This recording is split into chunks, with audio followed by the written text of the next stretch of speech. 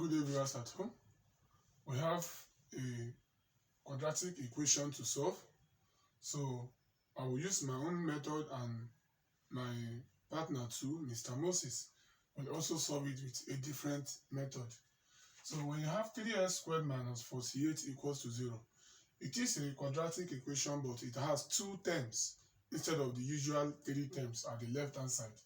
So as it is now, this 48 is not a perfect square, but we can divide both sides by 3. If you divide both sides by 3, minus 48 over 3 equals 0 over 3. You can see that we are going to have s squared. 48 divided by 3 is 16, and 0 over 3 is 0.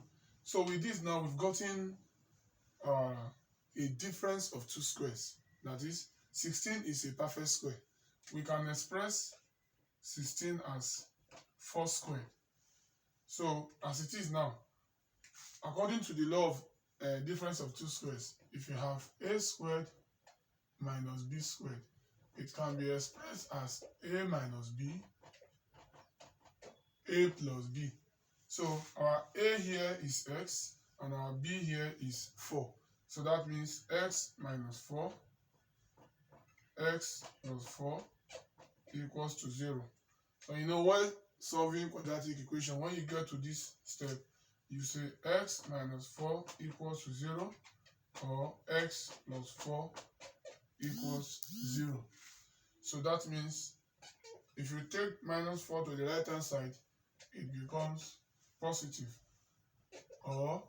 And this plus 4, when it gets to the right hand side, it becomes negative. So x equals 4, or x equals to minus 4.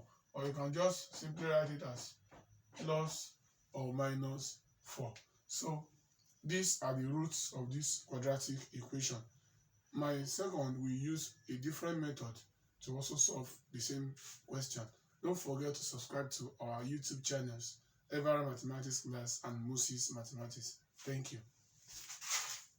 Alright, so just as you've seen from my friend Eva, who showed you a different way of solving this particular problem. So I want to show you my own way in which you can also solve that same problem. Now, what we can do from here next now is we need to move minus 48 to the other side. As it's negative here, it becomes positive on the other side. So then we have it now to be, we then have it that 3x squared will be equal to 0 plus 48. If you move this 48 to the other side, 3x squared will be what? 48.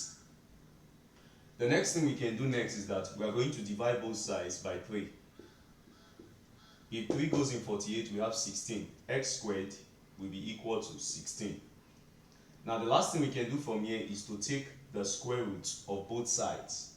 When we take the square root of both sides, x will be equal to plus or minus the root of 16. So that x will be equal to positive 4. The root of 16 is 4.